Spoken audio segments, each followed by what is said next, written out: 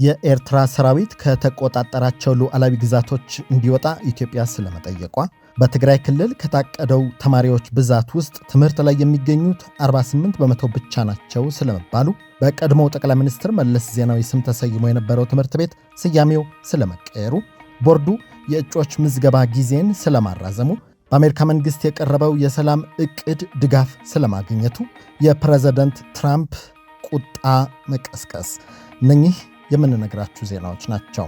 ሰላም ጤና ይስጥልን የተከበራችሁ አድማጮቻችን፣ ከብርሃን ቲቪ ቀደም ሲል ርዕሳቸውን የጠቆምናችሁን ዜናዎች እንነግራችኋለን። ገጻችን መረጃዎችን ሲለቅ በፍጥነት እንዲደርሳችሁ ሰብስክራይብ፣ ላይክ፣ ሼር፣ ኮሜንት በማድረግ የማንቂያ ደውሉንም በመጫን አብራችሁ እንድትሆኑ በማክበር እንጋብዛለን።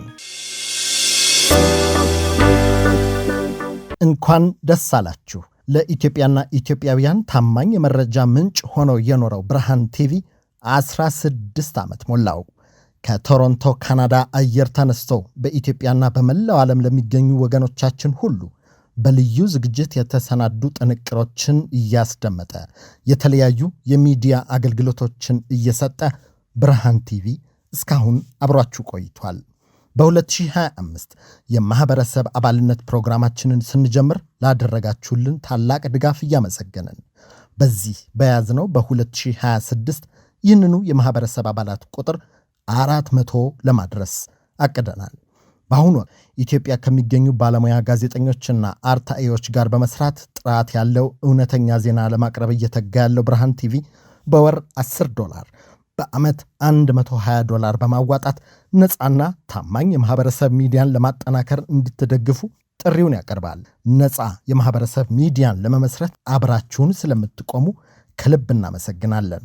ብርሃን ቲቪ 16 የመረጃ ዓመታት። የኤርትራ ሰራዊት ከተቆጣጠራቸው ሉዓላዊ ግዛቶች እንዲወጣ ኢትዮጵያ ጠይቃለች። በሰሜን ምስራቅ አቅጣጫ የሚገኙ የኢትዮጵያ ይዞታ ላይ የሚገኘው የኤርትራ ሰራዊት ከአካባቢው ለቆ እንዲወጣ ያሳሰበው የኢትዮጵያ መንግሥት ይህንን ጥያቄ በተደጋጋሚ ማቅረቡን በማውሳት ጥያቄው ተቀባይነት የሚያገኝ ከሆነ በአሰብ ወደብ በኩል የባህር መዳረሻን ጉዳይ ጨምሮ ሁሉንም የጋራ ጥቅም ጉዳዮችን ለመፍታት በቅን ልቦና ለመነጋገር ዝግጁ መሆኑን ጠቁሟል። የኢትዮጵያ መንግሥት በዚሁ ደብዳቤው ላይ የኤርትራ መንግሥት በሉዓላዊነቱና በድንበር ላይ ከሚፈጽመው ጥሰት በተደጋጋሚ እንዲታቀብ ቢጠይቅም ጥረቱ ሰሚ አለማግኘቱን የገለጸ ሲሆን አክለውም ባለፉት ጥቂት ዓመታት በሁለቱ ሀገራት ድንበር አካባቢ የታየው ውጥረት የኤርትራ መንግሥት ተጨማሪ የጥፋት መንገድ መምረጡን ያመለክታል ብሏል።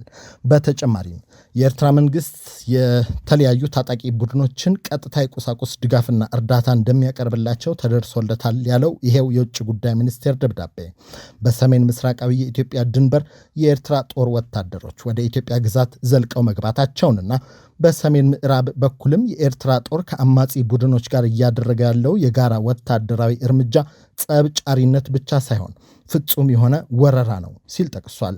የሁለቱን ሀገራት የጋራ ብሔራዊ ጥቅምን ባስከበረ መልኩ በላቀ የመከባበር ስሜት ለመመካከር ዝግጁ ነን ያለው ደብዳቤው የኤርትራ መንግሥት ሰራዊቱን በአስቸኳይ ከኢትዮጵያ ምድር እንዲያስወጣና ለሰላማዊ ድርድር ዝግጁ እንዲሆን ሲል ይፋዊ ጥያቄውን አቅርቧል። የሁለቱ ሀገራት ግንኙነት ለግማሽ ምዕተ ዓመታት ያህል በማያባራ የግጭት አዙሪት ውስጥ ቢቆይም በውይይትና በዲፕሎማሲያዊ ጥረት እልባት ሊያገኝ የሚችልበት ድል እንዳለ ያመላከተው የኢትዮጵያ መንግሥት ከኤርትራ በኩል መሰል ፍላጎት አለ፣ የኢትዮጵያ መንግሥት ልዩነቶችን በሰላማዊ ድርድር ለመፍታት ዝግጁ ነው ሲልም አብራርቷል። በትግራይ ክልል ከታቀደው ተማሪዎች ውስጥ ትምህርት ላይ የሚገኙት 48 በመቶዎቹ ብቻ ናቸው ተብሏል። 2.57 ሚሊዮን ተማሪዎች ለመመዝገብ አቅዶ ስራ ቢጀምርም አሁን በትምህርት ላይ የሚገኙ ተማሪዎች ቁጥር ግን 1.23 ሚሊዮን እንደሆነ የትግራይ ክልል ትምህርት ቢሮ አስታውቋል። በዋነኛነት በክልሉ የነበረው ጦርነት ለተማሪዎች ከትምህርት ቦታ መቅረት ሰበብ እንደሆነ የጠቀሱት የትግራይ ክልል ትምህርት ቢሮ ምክትል ኃላፊው እስማኤል አብዱራህማን ማህበራዊና የኑሮ ሁኔታም ሌሎች ተግዳሮቶች እንደሆኑ አስታውቀዋል። ተማሪዎቹ ከትምህርት ሲርቁ የመማር ተነሳሽነታቸው እንደሚቀንስና ስደት መውጣትን እንደሚመርጡ የጠቆሙት የቢሮው ምክትል ኃላፊ የተማሪዎቹ ቤተሰቦችም ልጆቻችን ተምረው የት ይደርሳሉ የሚል ተስፋ መቁረጥ ውስጥ በመሆናቸው ተማሪዎች ያለ ዕድሜያቸው ለጋብቻ እየተዳረጉ ነው ብለዋል። በክልሉ ትምህርት ያልተጀመረባቸው ከ400 በላይ ትምህርት ቤቶች እንደሚገኙ ያወሱት ኃላፊው አክለውም እንደ ሀገር የሚታየው የትምህርት ጥራት ማነስ ለተማሪዎቹ ወደ ትምህርት ገበታ አለመመለስ ሌላኛው ምክንያት መሆኑን ጠቁመዋል። በቀድሞው ጠቅላይ ሚኒስትር መለስ ዜናዊ ስም ተሰይሞ የነበረው ትምህርት ቤት ስሙን መቀየሩ ተነግሯል። በወላይታ ዞን የሚገኘውና ቦዲቲ መለስ ዜናዊ ሁለተኛ ደረጃ ትምህርት ቤት ተብሎ በቀድሞው ጠቅላይ ሚኒስትር መለስ ዜናዊ ስም ተሰይሞ የነበረው ትምህርት ቤት የስያሜ ለውጥ ማድረጉን ብርሃን ቲቪ ሰምቷል። ለዓመታት በቀድሞው ጠቅላይ ሚኒስትር ስም ተሰይሞ ተማሪዎችን ሲቀበል የነበረው ትምህርት ቤት አሁን ስያሜውን በመቀየር የአካባቢው ተወላጅና የሀገር ባለውለታ ናቸው በሚባሉት በብርጋዲየር ጀነራል ጋጋ ኦልጁ መጠሪያው እንደተቀየረ ተነግሯል።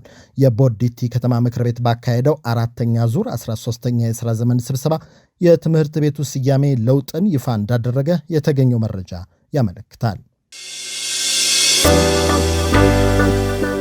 ቦርዱ የእጩዎች የምዝገባ ጊዜ መራዘሙን አስታውቋል። እስካሁን 57 የፖለቲካ ፓርቲዎች ምዝገባ ማካሄዳቸውን የኢትዮጵያ ብሔራዊ ምርጫ ቦርድ አስታውቋል። የምርጫ ቦርድ ለ7ኛው ሀገር አቀፍ ምርጫ የእጩዎች ምዝገባ ጊዜ ገደብ መራዘም ተሰምቷል።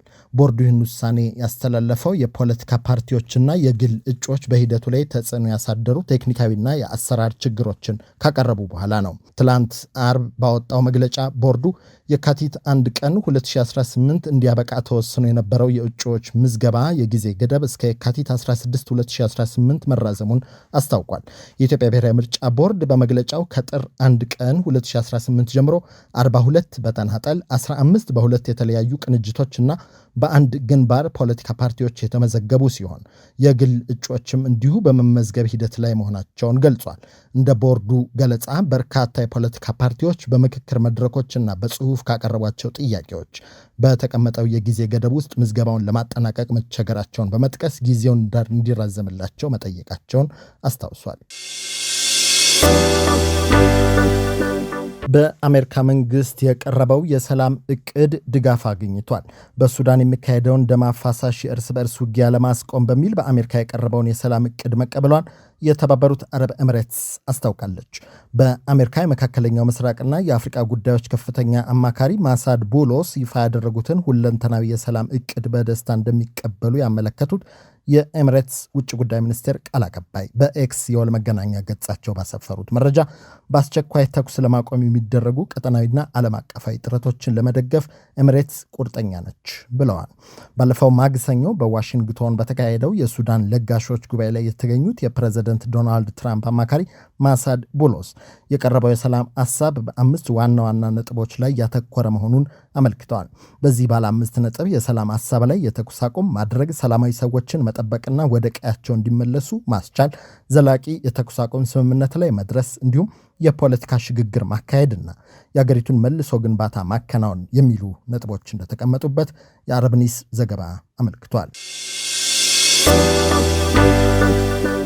የዶናልድ ትራምፕ ተግባር ቁጣን ቀስቅሷል። የአሜሪካው ፕሬዝዳንት ዶናልድ ትራምፕ በቀድሞው መሪ ባራክ ኦባማና ባለቤታቸው ሚሼል ኦባማ ላይ የዘረኝነት ቀስቃሽ ምስል ማጋራታቸው ቁጣን ቀስቅሷል። ፕሬዝዳንት ትራምፕ በኤክስ የወል ትስስር ገጻቸው ባራክ ኦባማን ጨምሮ ሌሎች የቀድሞ መሪዎች በዝንጀሮና ሌሎችም እንስሳት በመመሰል ተንቀሳቃሽ ምስል አጋርተዋል። ተንቀሳቃሽ ምስሉን 62 ሰከንድ ርዝማኔ ያለው ሲሆን ዘ ላዮንስ ስሊፕስ ቱናይት በሚል መጠሪያ በሚታወቀው ሙዚቃ የተቀናበረ ነው። ተንቀሳቃሽ ምስሉ በአውሮፓውያኑ 2020 በተደረገው ፕሬዝዳንታዊ ምርጫ መጭበርበር ክስ አዘል መልእክቶች ያዘለ መሆኑ ተገልጿል። ተንቀሳቃሽ ምስሉ በዶናልድ ትራምፕ የትሩዝ ሶሻል ሚዲያ ላይም የተጋራ ሲሆን ለ12 ሰዓታት ቆይታም ነበረው። ኋላ ላይ ምስሉ ይሰረዝ እንጂ ከሪፐብሊካኖች ጭምር ከፍተኛ ቁጣን ቀስቅሷል። በሪፐብሊካን ውስጥ ጥቁር ሴናተር የሆነው ቲም ስኮት መሰል ከነጩ ቤተመንግስት የተሰነዘረ የዘረኝነት መልእክት ፈጽሞ አይቼም አላውቅም ሲል ተደምጧል። የትራምፕ ድርጊት አሁንም ተቃውሞዎች የበረቱበት ሲሆን ድርጊቱን ተከትሎ ፕሬዝዳንት ትራምፕ ይቅርታ ይጠይቃሉ ወይ ተብሎ ከሪፖርተሮች ለቀረበላቸው ጥያቄ ፈጽሞ ስህተት አልሰራሁም ሲሉም ተደምጠዋል። በተንቀሳቃሽ ምስሉ በእንስሳ ተመስለው ከተካተቱት ዴሞክራቶች መካከል የኒውዮርክ ተወካይ አሌክሳንድሪያ ኮርቴዝ፣ የኒውዮርክ ከንቲባ ዞህራን ማምዳኒ፣ የቀድሞ የውጭ ጉዳይ ሚኒስትር ሂላሪ ክሊንተን ይገኙበታል።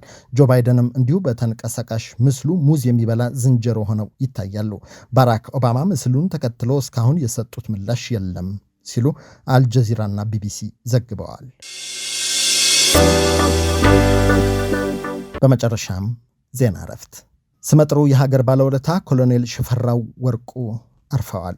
በ1934 በአዲስ አበባ ከተማ ልደታ አካባቢ የተወለዱት ኮሎኔል ሽፈራው የአንደኛና ሁለተኛ ደረጃ ትምህርታቸውን በሽመልስ ሀብቴ ትምህርት ቤት እንደተከታተሉ ብርሃን ቲቪ ከቤተሰቦቻቸው ያገኘው መረጃ ያመለክታል።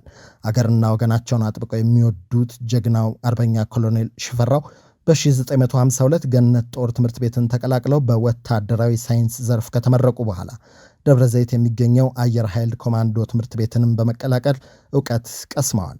እሳቸው ያገኙትን ዕውቀት ለወገኖቻቸው ለማጋራት ያልሰሰቱት ኮሎኔል ሽፈራው ከ3ኛ ክፍለ ጦር ጀምሮ ያሉ ተመልማይ ወታደሮችንም ሲያስተምሩ መቆየታቸውን የህይወት ታሪካቸው ያመለክታል። የዚያድ ባሬን ጦር ለመመከት ከተሰለፉ የኢትዮጵያ የቁርጥ ቀን ልጆች አንዱ የነበሩት ኮሎኔል ሽፈራው ወርቁ ውትድርና ከተመዘገቡበት 1952 ጀምሮ እስከ 1970 ባሉት ዓመታት ከተራ ወታደርነት እስከ ሙሉ ኮሎኔልነት ማዕረግ ተጎናጽፈዋል። በተጨማሪም ለአገልግሎታቸው በቂ ባይሆንም እንኳ የሀገራቸውን የጀግና ሜዳይ አብዛኛዎቹን ያገኙት አርበኛው ኮሎኔል ከቅርብ ጊዜ ወዲህ ባደረባቸው ምክንያት በተለያዩ ቦታዎች የሕክምና ክትትል ሲያደርጉ ቢቆዩም ጥር 28 ቀን በ84 ዓመታቸው ዜና እረፍታቸው ተሰምቷል። ብርሃን ቲቪ ኢትዮጵያ ሀገራችንና ሕዝቧን እስከ ደም መፍሰስ ያገለገሉት ኮሎኔል ሽፈራው ወርቁ ህልፈትን በመስማቱ ከልብ ማዘኑን እየገለጸ ለቅርብ ቤተሰብና ወዳጆቻቸው፣ ለመላው የሀገራችን ሕዝብ መጽናናትን ይመኛል። ዜናዎቹ እነኚሁ ነበሩ። አድማጮች ገጻችንን ሰብስክራይብ፣ ላይክ፣ ሼር፣ ኮሜንት እንዲሁም የማንቂያ ደውሉን በማብራት አብራችሁ እንድትሆኑ በአክብሮት እንጋብዛለን። ብርሃን ቲቪ